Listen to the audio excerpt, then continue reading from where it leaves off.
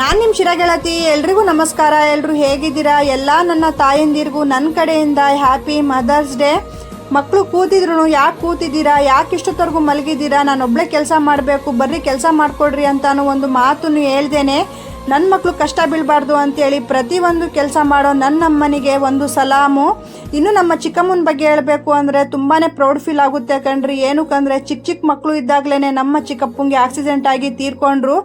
ಆ ಮಕ್ಕಳನ್ನ ಕೂಲಿ ಮಾಡಿ ಬೆಳೆಸಿ ಓದಿಸಿದ್ದಾರೆ. ಆ ಸಾರ್ಥಕತೆ ಕೂಡ ಮಕ್ಕಳು ತಂದು ಕೊಟ್ಟಿದ್ದಾರೆ. ಮಗ ಡಾಕ್ಟರ್ ಆಗಿದ್ದಾನೆ, MD ಮಾಡಿದ್ದಾನೆ.